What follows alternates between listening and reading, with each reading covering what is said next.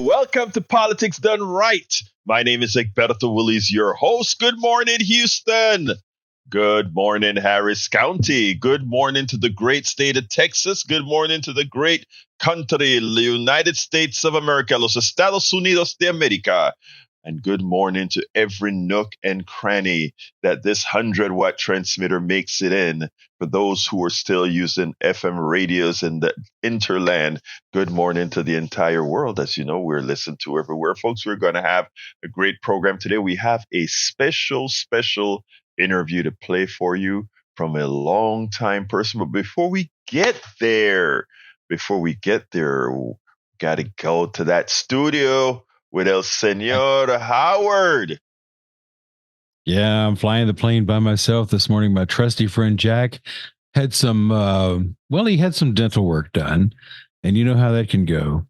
He called me at 4:20 this morning. He said, I said, the phone says it's you, Jack. He goes, okay.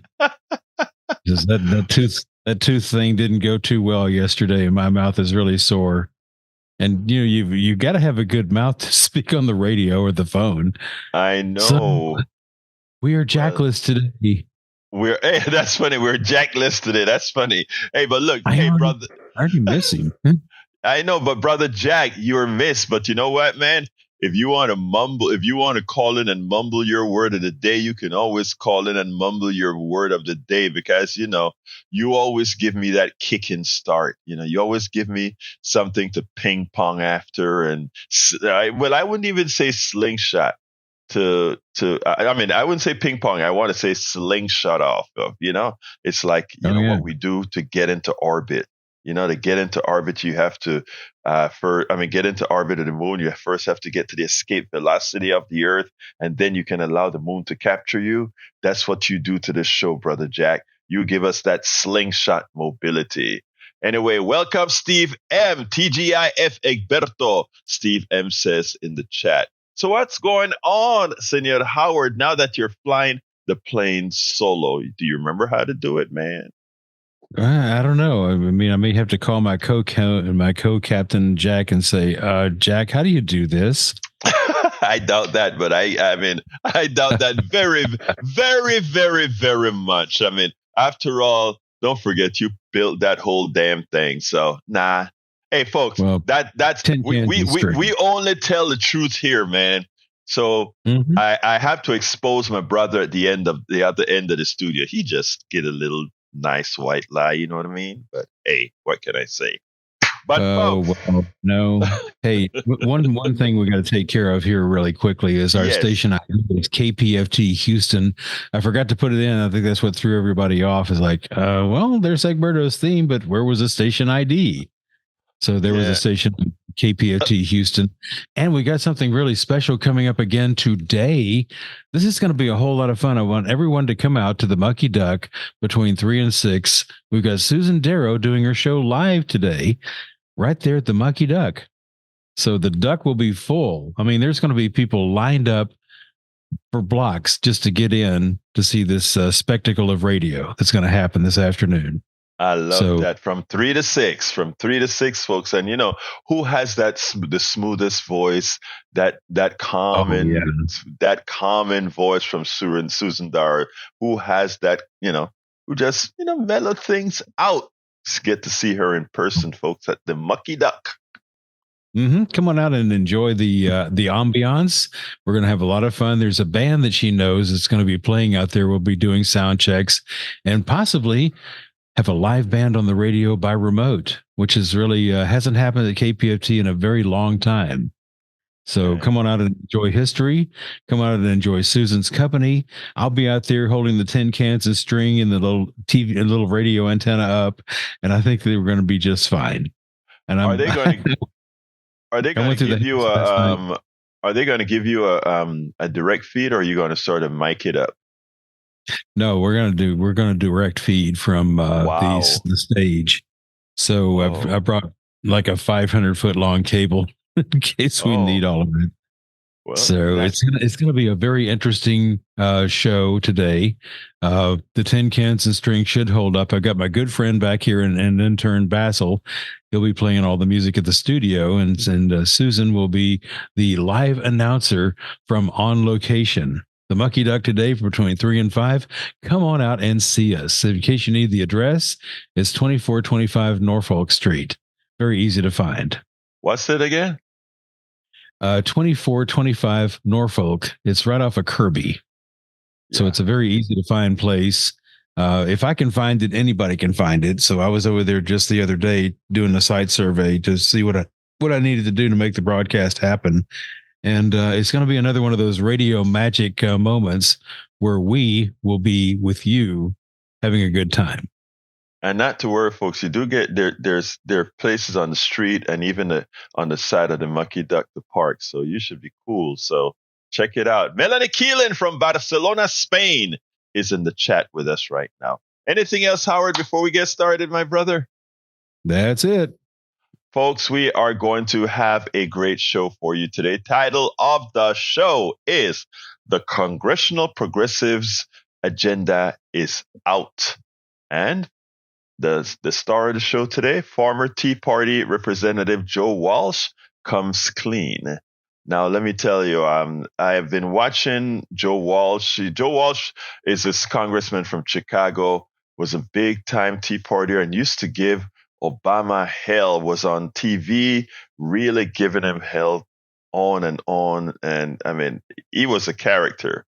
And I saw him on MSNBC, and he pretty much change his skin. And I'm like, oh man, we got to talk to this guy. So I called him up and, we went ahead and arranged an interview that I did about 2 or 3 days ago. And I want to play that for you today because one of the things that it shows something that we talk about all of the times. We can all change and we can all start voting in our interests, supporting what our interests says. We can all change our skins. I've spoken about the things that yours truly have changed that needed to be changed. So never give up on hope.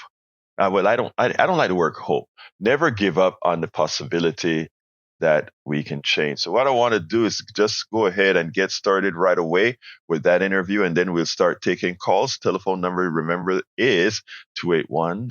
281 7.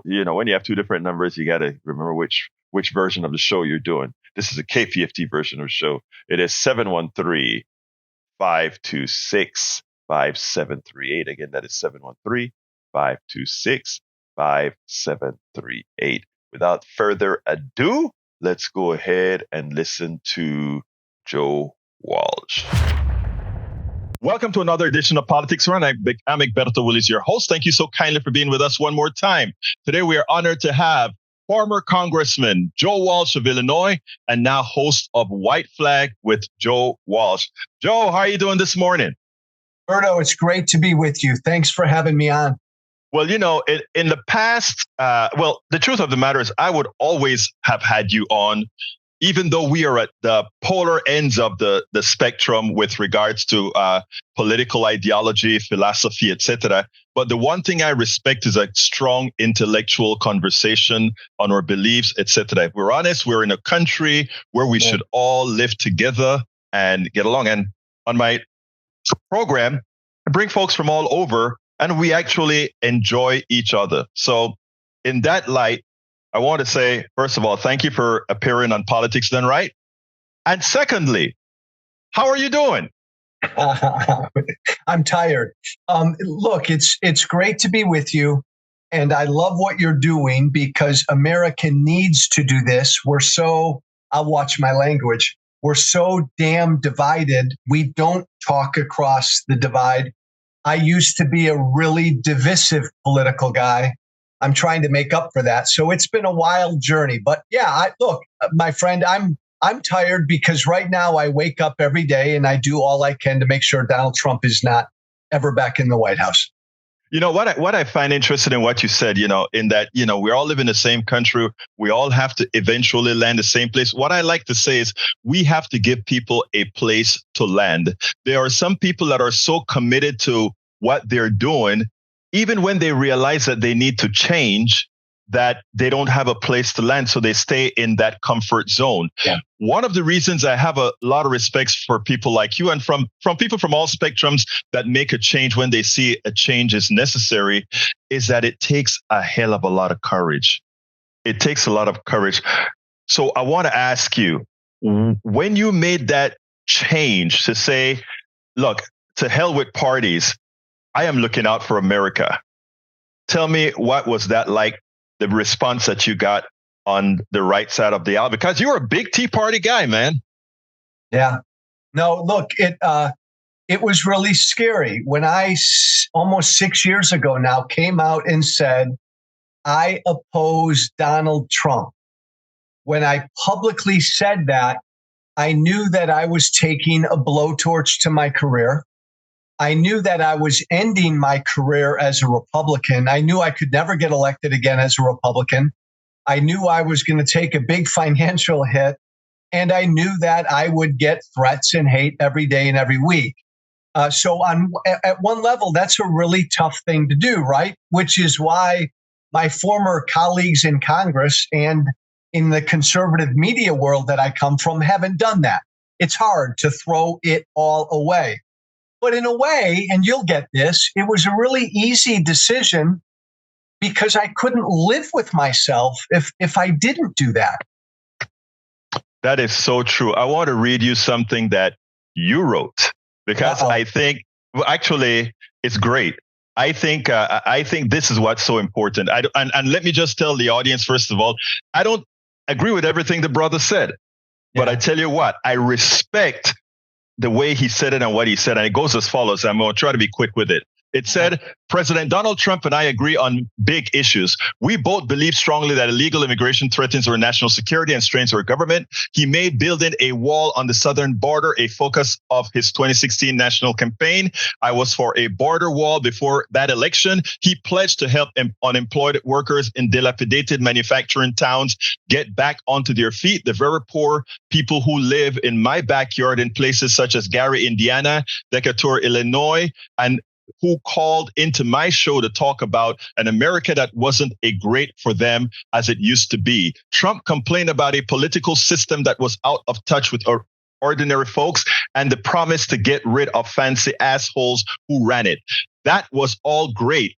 It was part of a reason that I voted for him for disruption, but that vote wasn't worth it if it means having a president who lies, bullies, abuses his power, places his vanity above the public interest, runs his administration like a cult, manipulates the laws of his personal benefit, befriends dictators while disavowing his own intelligence community, and fails in so many other ways, having nothing to do with being a member of one political party or another, to be a responsible steward of his office. Whether we intended or not, this package of a little good and a ton of bad is what I and nearly 63 million other Americans voted into office. I believe now that this support was misplaced. I want to explain to those 63 million why. I don't believe I can do it by behaving like Trump, and I wouldn't want to either, by name calling, mischaracterizing, exaggerating, and pitting people against each other. After all, if I truly believe that Donald Trump is a con man, and I do, then I myself was conned. I have to own that. But by owning it, I hope to lead others to the same realizations, not by making them feel guilty about a politician they backed, but by helping them understand the reality of who that politician is, what he's done, and what history suggests he'll continue to do. That was in your book titled F Silence, F Silence, calling Trump out for the cultish, moronic authoritarian that he is. I mean, that is in the beginning of your book and summarized everything. Well, by the way, thank you for reading that, because I haven't heard those words for a while. And what jumped out at me is this. I was a disruptive politician. I went to Washington in 2010 because, look, and I still feel this way. I think our politics is broken. I'm sick of both parties. I think we need major reform. I don't think politicians listen to average white, black, and brown folk out there. I still believe all of that. So, like, I supported Trump in 2016 because I wanted disruption. And Trump's voters were my voters. So they wanted the same thing. I was guilty, though, for not paying attention to what a bad, evil, horrible person he is. There are good disruptors and bad disruptors. He was a bad disruptor. I made a mistake voting for him, and I'm trying to spend the rest of my life making up for that. But I understood why people were gravitating toward him.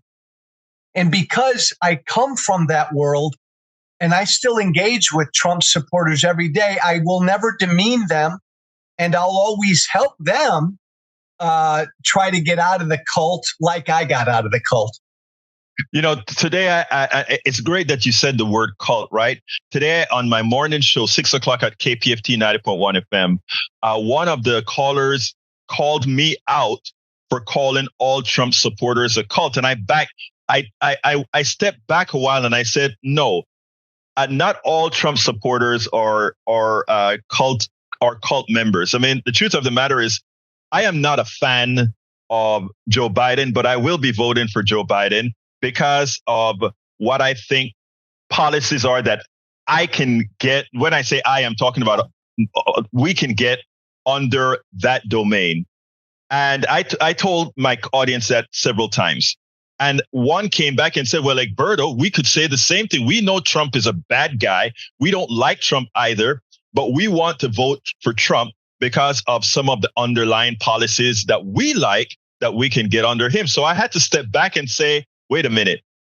I opened that door for him to say, even as I don't like this candidate, I still support underneath. In reading your piece and some of what you said, I think you have neutralized that argument by saying, but I know it inside, but coming from you, I think it's more effective because you can say, I've been there. I know the kinds of policies that Trump supports, that I also support.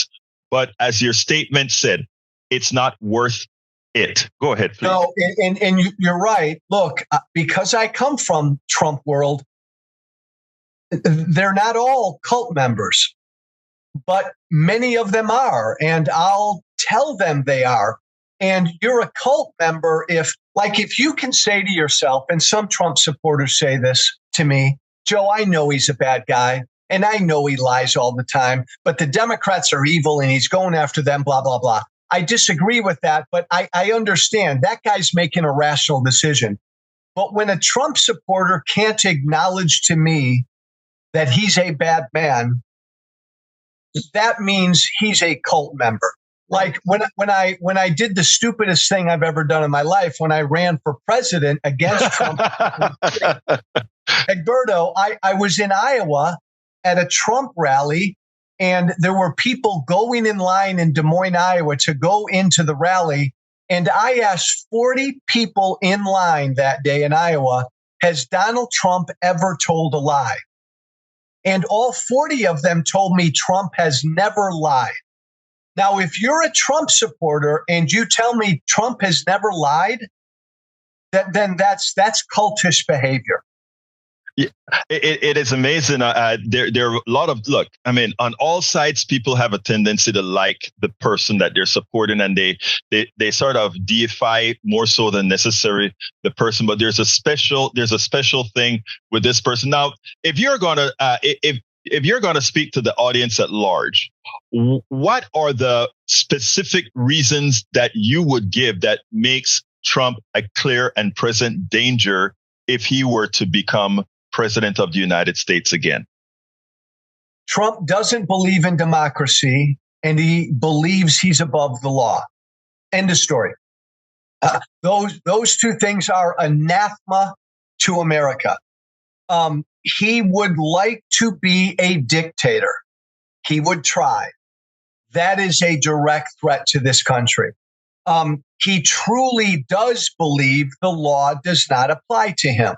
Again, a king, a dictator. We don't have that here.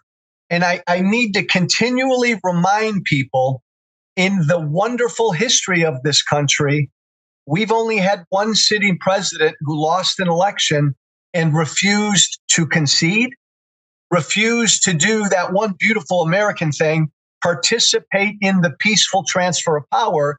And then Trump went even one step further. He did whatever he could to try to overthrow that election. There's no greater threat to our democracy than that. Now, unfortunately, we tend to consider ourselves the bastion of democracy. How does what does that do to the rest of the world? Those people who we're telling them that they should follow our lead, the democratic lead. How does that come across to the rest of the world? We're the world's oldest democracy, and I think the rest of the world right now is worried about us. Look, I understand it, and Egberto, I know you do too. Trump supporters want a certain kind of America back. This is what they tell me. They've given up on democracy, like they no longer believe the democratic process can get them their America back. So they're perfectly willing to say, and they've said this to me, Joe, I don't care if Trump's a dictator. He's going to get me back. Boom, boom, boom, boom, boom. Okay, let me stop you there, Joe. What is that kind of America? Articulate that for me. I mean, I think that's important for everybody to hear. That kind of America is like a 1954 America where men married women, women married men. There were two genders. You could say Merry Christmas. The plant that you worked at was right there in your town. America was a whiter country. We were a more Christian country. You know, kind of a longing for that kind of America back. Again, I don't demean these folks. There's a lot, they want that back, but I go after them because they've abandoned democracy to get that back. Do you think there is some way we can get to folks to tell them they can have that America they want in a microcosm? Nobody's stopping them from associating with whomever they want to associate it with or doing whatever they want to do. If they want to isolate themselves in that type of America, shouldn't we be able to explain to them that you can, if you want to live in that America, you can create a free country allows you to create whatever sphere you want to create. Isn't that right? And are they open to hear that? Yeah, no, yes, but it all depends. Egberto, it all depends on who the messenger is. Like, these folks aren't going to listen to anybody on CNN or MSNBC, and I go on those networks all the time. They're not going to listen to Democrats. They're not going to listen to Joe Biden. They'll listen to people like me. It's got to be people from their own side who say this to them. Look, you don't have to embrace men marrying men or women marrying women, but you have to, in a free society, you have to accept that there are differences and that other people believe it's okay that men can marry men and women can marry women. And it's the law of the land. You have to be tolerant. We need messengers on their side who can tell them, you've got to be tolerant of other views. You don't have to embrace them, but you've got to be tolerant of them. And the other thing I need to teach these folks is immigration is good. We want people to come here, white, black, and brown. I don't give a damn what color you are if you want to become an American. I think we need to go head after that issue with these folks.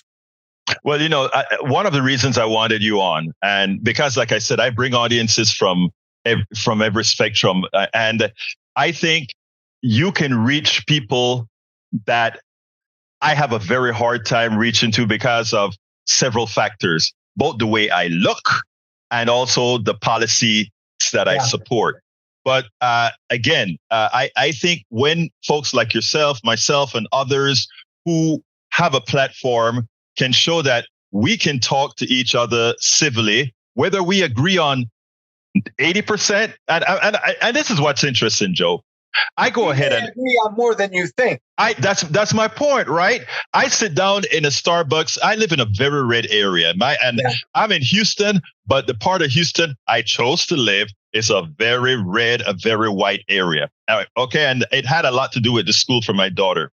And when I go into a Starbucks, all the people that come in there are Trump supporters or whatever, and we have a great time. Not only that, they're agreeing with the things that we talk about. 90% of the things we're talking about. So if my car is parked out there, I can guarantee you a whole lot of Trumpsters are coming in there just to shoot the bull with me. And they have fun.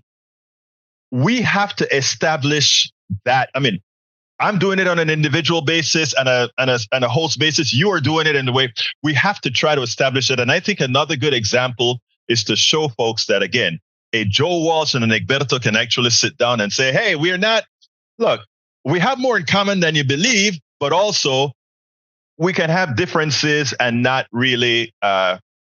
Yes. Exactly. Yes. So right now, politically, we're at each other's throats in this country. We are dangerously divided. I come from two worlds where we're incentivized to divide people. In politics, the more extreme you are, the better your chances of getting elected. I was a right-wing radio media guy. The more extreme you are, the better your ratings. So we incentivize division. But I'll tell you, Egberto, like I'm going to travel the country, and I think we need to ask Americans head on the question: do you want to stay together as one country, one people? Now, I think most Americans would say yes. I think there'd be a lot of Americans that would say, screw it, Joe, let's just break up. But if we want to stay together as one people, then I think it's up to us, the people, to do certain things that we've stopped doing. I agree so wholeheartedly. And I do think most people want to stick together. They just don't know how to. Yes. And I think with having good leadership, having people that are really engaged in doing this, I think that's the answer. That's what I dedicated my life to. And I noticed that that's sure as hell what you've dedicated your life to. Wow. But only, Egberto, thank you for what you do. I was a bad guy politically, so this is my penance. I'm doing this because this is my penance. I was a bad guy. So I'm trying to make up for that. So I'm happy to be joining you. Yeah, but let me tell you something, Joe. Like I always say in the things that I do, we have to have a place for everybody to land. Amen. Everybody, and myself, yourself, everybody, we have to have a place to land. So anyway, I always end my discussion this way, Joe. What would you have liked me to ask you that I didn't? If I wasn't doing this, what would I be doing? Tell me. I'd be on a piece of land about 100 acres with not another human being in sight. I'd be living with 20 dogs, a bunch of tequila, and I'd spend the rest of my life just reading books and relaxing with my dogs. I can't top that, man. I can't top that. Folks, we've been with former Congressman Joe Walsh of Illinois, now the host of White Flag with Joe Walsh. And folks, the book is from the previous cycle, but I think everybody needs to go out and pick up a copy. By the way, first of all, we weren't on today for the book. In my research, I found the book. Okay. And when I read that passage, I said, wow, I think this is something folks need to read. F Silence, calling Trump out. Okay, check it out. I'll have it in the blog post and along this. Thank you so kindly, Joe, for having been on Politics Done Right. Egberto, thank you. All right, folks, I hope you enjoyed that. I'm going to go directly to the phones and start with Spike. Come on in, Spike.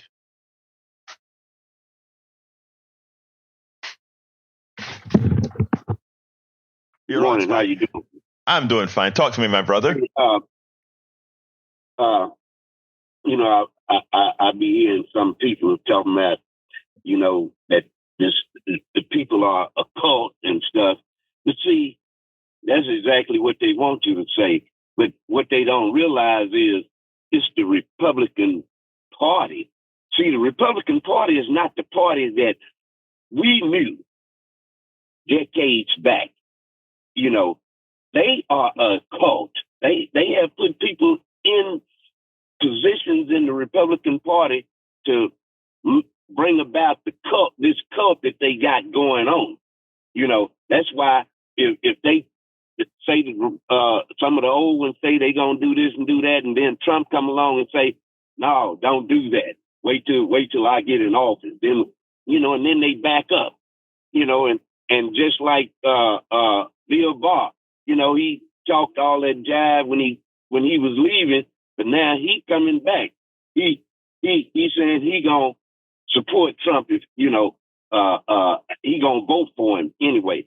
See, we don't realize how the countries run and how the world is run. See, you got the Skull and Bones, the Carlisle Group, the Bilderbergers. You know, all these are groups that they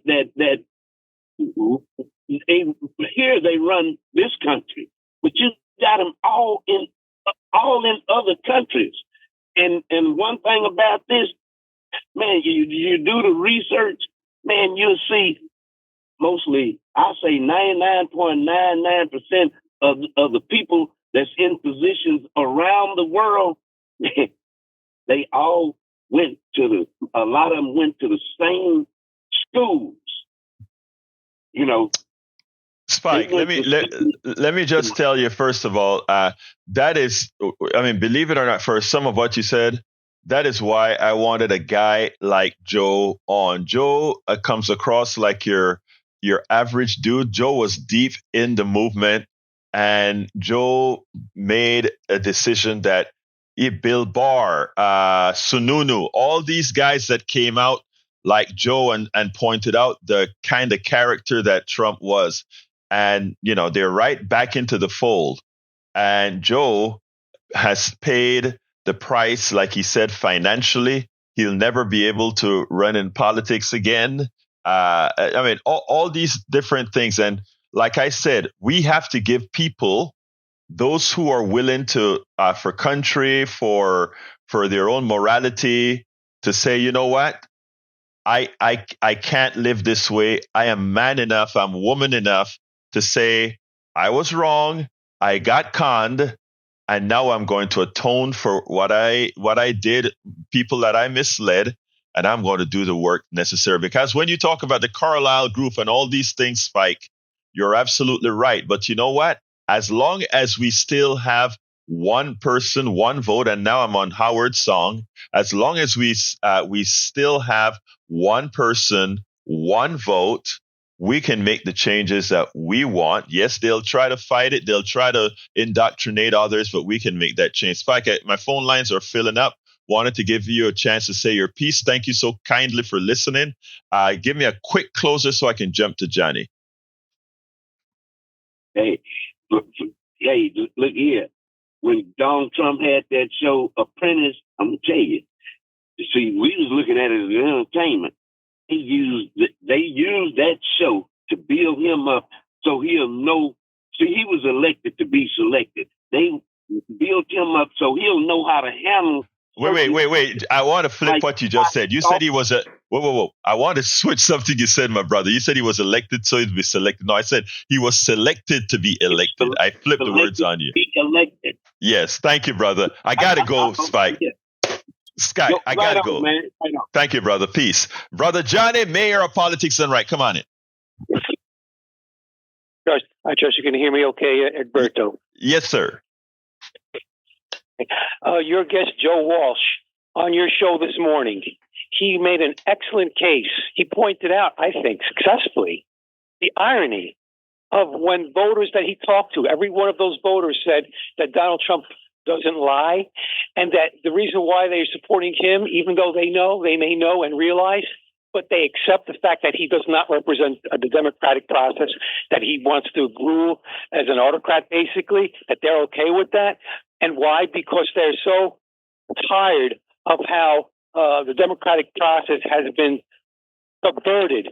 And the supreme irony that Joe Walsh has successfully pointed out, I hope, to the listeners, I hope they heard that before the KPFT over the air signal went out, is that it's their party, their people, their tribe under Donald Trump and other Republicans prior to Donald Trump in the White House who have worked to subvert the process.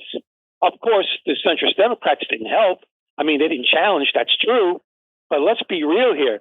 It's their party who represents anti-democracy. But they say they're tired of people subverting the democratic process. It's such irony. Well, Joe made a lot of great points, and like I said, one of the reasons I wanted to have him on because he's one person who can connect with those who are willing to listen. And I think he did a very good job. And I like the guy. I'll probably work with him on a few things during this cycle because, again, like I said, he put country first. He put morality before his own personal economy. I have to respect that. And again, I bring in folks from all sides. So you know how we do here. But anyway, Johnny, the lines are filling up and I got to move on. Anything else real quick? One suggestion real quick. I would like for your guest, Joe Walsh, to join forces with Neil Aquino at some point. Maybe help him every once in a while. That would be a good resource, a good ally, a good joining of Batman and Robin. You're absolutely right. You're absolutely right. Thank you, Brother Johnny. You have a good one, Mayor. All right. Let's go to Donald. Come on in, Brother Donald. Hey, good morning, Egberto. Let me ask you a personal question. Do you have any red shoes? If I have any who? Red shoes. No, I don't have any red shoes. Well, that stereotype is gone, but okay. What we're going to do is you're going to dress up in red and you're going to borrow old Joe's Make America Great hat again. You're going to put that on. I'm going to dress up in, cowboy boots, everything else, put on my blue shirt and my blue hat that says Kamala and Joe.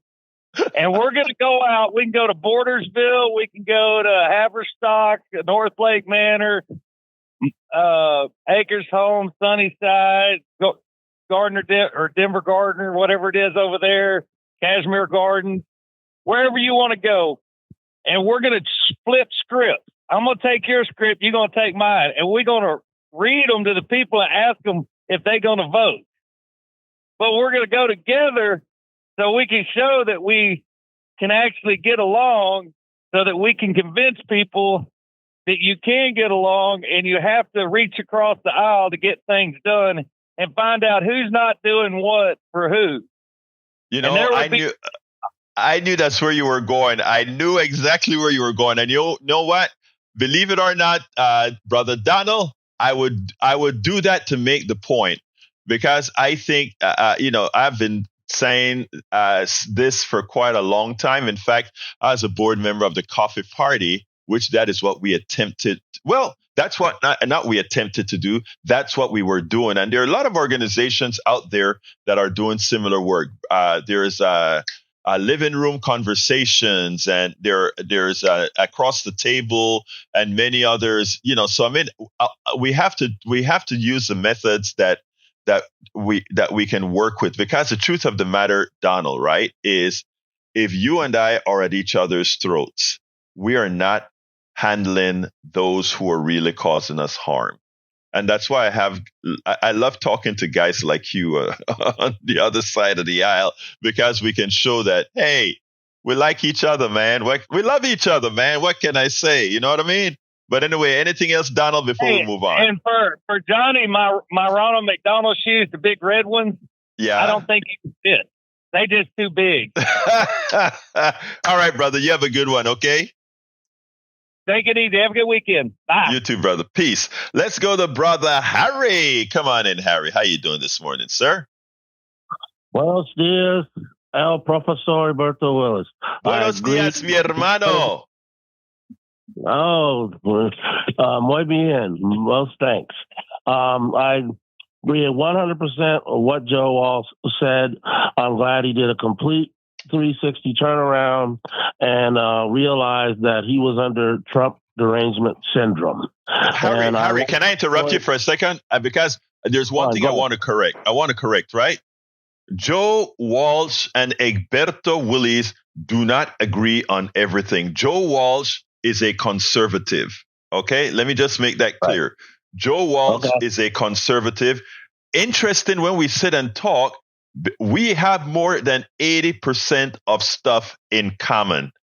And I think folks have to get that. We have allowed ourselves to be split a lot deeper than we are. But when it comes to ideology, yeah, he's conservative. I'm very, very liberal. But man, we have a lot in common. Go ahead. Continue, Brother Harry. But at least he's, even though he's conservative, at least he believes that diversity, equity, and inclusion has a place at the table. Right. Our caller Spike, caller Derek, caller Augie, yourself, Egberto, and myself. We are people of color. And those Trump supporters are talking about, when like Joe Walsh was saying, he wanted a whiter, those people want to get back to a whiter America. Well, then that means those people that I just named, including yourself, Egberto, then we can't be we can't be equally and be accepted and be able to live our lives just because of the pigmentation, the melanin, all that stuff. That makes us different. And it's just, we have to, it's just people who don't look like us just have to accept the fact that there are people out there who don't look like them, and that we have a right to exist in this country, as well as people who don't look like us, who are melanin deficient. And that's just the way it is. I hear you, Harry. I hear you. I want to expand on something that you said, because I think it is very important, and that is back in the early days when I just came to this country, and everybody around the world learned the American history, and I always know about Malcolm X as well as Martin Luther King. And some people were shocked when they realized that I had more of an affinity for Malcolm X. And that is because I understood Malcolm X, not from how most Americans understood Malcolm X, but understood the things that he was saying. And everything that he says sort of played out right now, right? When you talk about it, they don't accept us. If we follow MAGA, people like us, doesn't matter, whatever. It's not their right to determine what's accepted or not. And one of the differences between Malcolm X and Martin Luther King, Malcolm X said, it wasn't for you to give me my freedom. It was for me to take my freedom, to live my freedom, to not relegate my freedom to somebody else. And that is a belief I have for everybody, whether you be a woman, whether you be a gay person or whatever. It's not the right of anybody else to give them agency in life. It is for them to assert it and take it. Hey, my phones are filling up, Harry. Thank you for calling. I got to let you go here. Can I say one more thing? Real quick, 10 seconds. Yeah, caller Ray, and then your other, as Johnny said about Neil Aquino, the other guest you have on, Daniel Cohen, I would like Joe Walsh to be with him. And you're absolutely right about Malcolm X. That, as he did that, and then when they did that piece, Who Killed Malcolm X, he talks about that at the end of that documentary. We'll talk, Harry. Got you, brother. Got to go. Let me go to Howard. And then to Joe. Come on in. Just go ahead and take the callers. We'll wrap it up later. Okay. Come on in, Joe. Hey, Egberto. Good morning, brother Joe. Sir. Good morning, sir. How you doing, my friend? I'm doing all right, man. I'm on the road again, and I was listening. I think earlier this week, Tuesday, and I was going to call, but I said nah. And I'm glad I didn't, because the other that guy called and basically called you out for the cult syndrome, and that was great. Yeah. Can I stop you there, Joe? Can I stop you there? I think when he called, I think he was a truck driver. I think we left on very good terms, and I think he was supposed to call back in today, but we'll see. Go ahead, Joe. Continue. So I hope he does call back. But this show is a lousy format to address big issues like we have, right? But just suffice it to say real quick that there's a presidential election coming up. I've never seen somebody to vote for in a presidential election, right? I've only voted against the other guy, right? And like you, I grew up punk rock in the '80s here in Houston, right? I'm as liberal as you can get until suddenly, now I'm conservative, right? And my views haven't really changed. But listen, go check out this guy John Stockwell. He went to UT. He's got a Plan 2 degree. He was a Marine, and then he was a CIA operative for about 15 years. And then he quit the CIA, and he came clean about a lot of things, and he got a lot of things off his chest. All right, and so the CIA he exposed them. He wrote a book called In Search of Enemies. I suggest you read it, right? So that, as you mentioned this week, you started talking about the Intercept, and the business model of the United States is constant war, right? And all these other, the race and the environment and all that stuff, it's really a sideshow right now because we've got an election coming up, right? And I noticed that before in America, people were rightly suspicious of the CIA and the FBI and federal prosecutors up until Donald Trump was inaugurated. At that moment, all suspicion against the FBI and the CIA, everybody was like, get Trump, right? So look, this fall when it's time to vote, just ask yourself, what was the price in human lives of having Donald Trump as president versus the price in human lives of having Joe Biden as president? Yeah, right? Guess what? Joe, I want to interrupt you, not because I'm running out of time. But you know what? You made a comment where you said this isn't the best format to have long conversations. The interesting thing about it is that the platform that I have gives people that both on this show, my 3:00 show, and on my blogs where you can have commentary. So there's a lot of places to have this commentary in what we're trying to do here. When it comes to body count, we'll talk about that another day, because the good thing about having two people who actually have been presidents is that you can honestly and objectively compare numbers. And we'll go through that another time. I can't go through that with you right now, but I got to get to Paul. So I got to get to Paul, and then we'll come back. But thank you, Joe, for calling in, my brother. Hey, listen, it's all about the body count, right? And under Biden, the body count has been a disaster with all these new wars that have sprung up. We'll talk about that. I mean, you're right about the wars part, but we'll talk about body count. So thank you, my brother. Let's go to Paul. Come on in, Paul. Good morning, everyone. I would like to my comment with Mr. Walsh. Are you there? Hello? Yes, I'm listening, sir. Okay, thank you. Well, Mr. Walsh, he went into detail on the manifestation of some things that he didn't allude to. And so how did we get to this place? Okay. The Republican Party is owned by the corporate superstructure and the billionaires.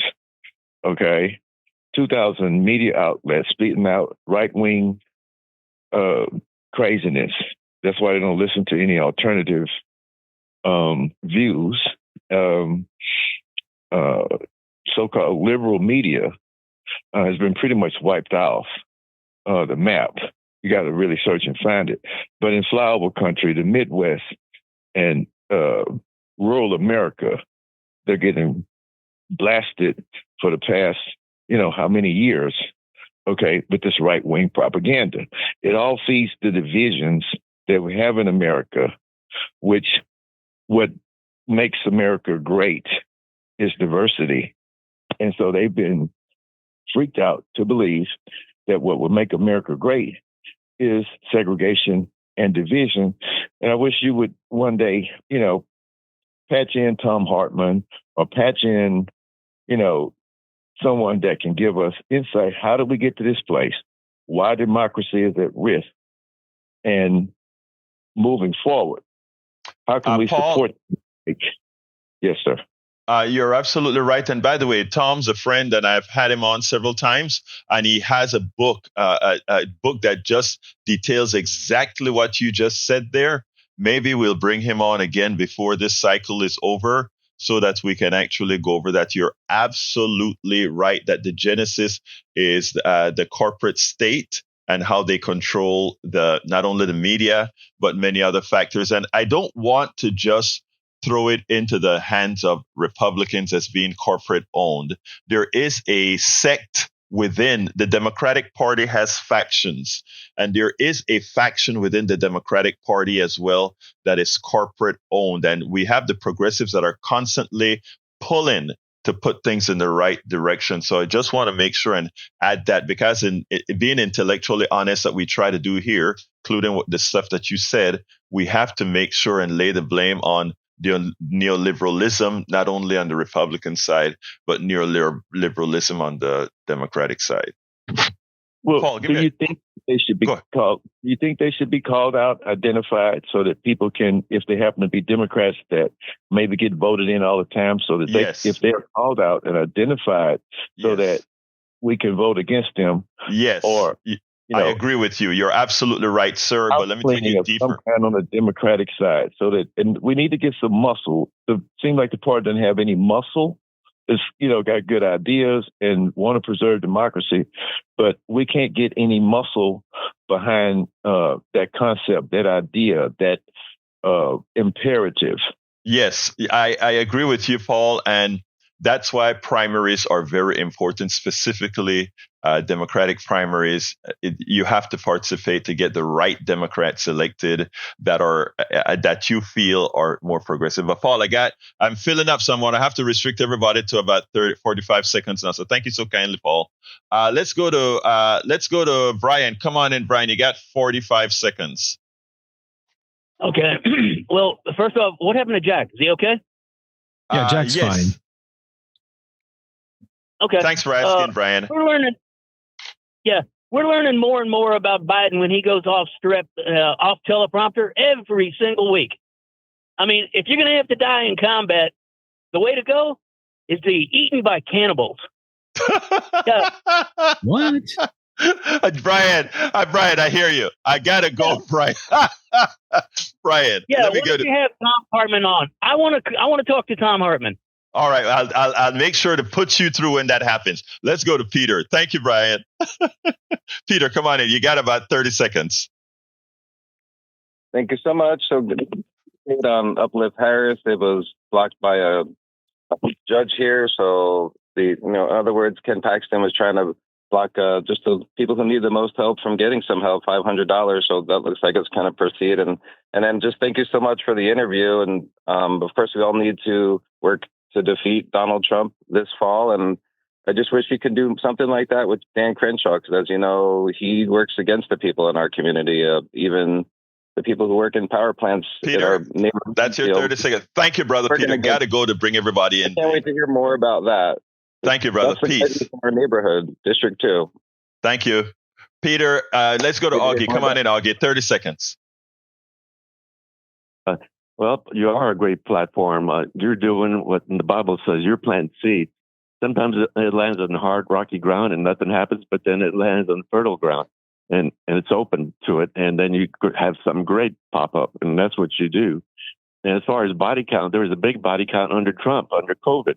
A lot when he told them to take that veterinary medicine, take something else, and don't take the vaccine. A lot of people died because of Trump.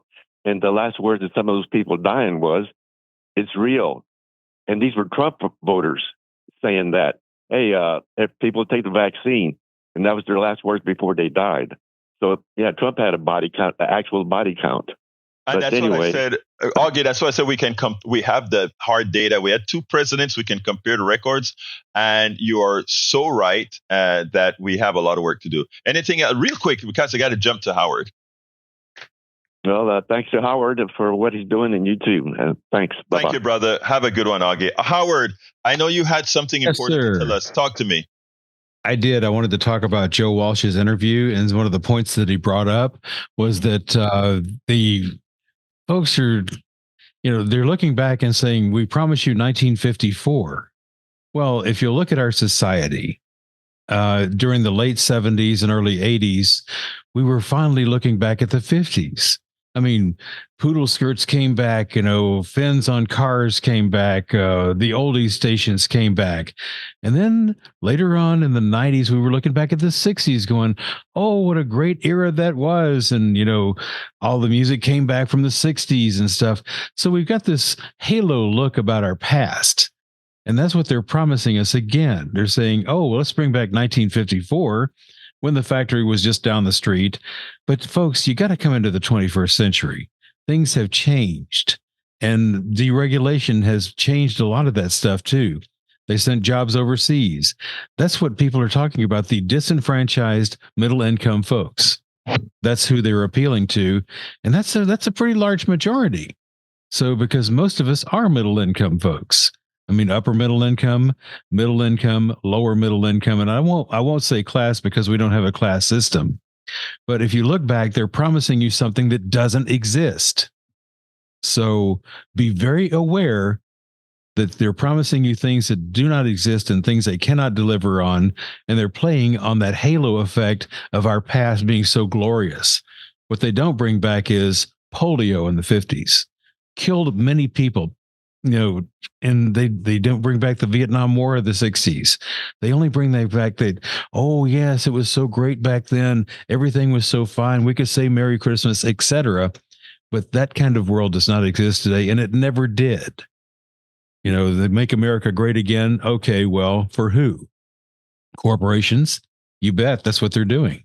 So be aware of what they're promising you. That's all I got to say. Folks, thank you very much for that insightful word, Howard. We have great callers, great listeners. Love you guys. I mean, this is what it's all about. Let's keep talking. Let's keep making the change that we need to know. Please go to politicsdoneright.com/newsletter, politicsdoneright.com/newsletter.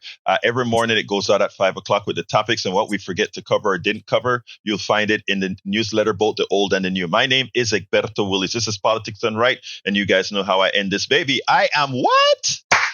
Out.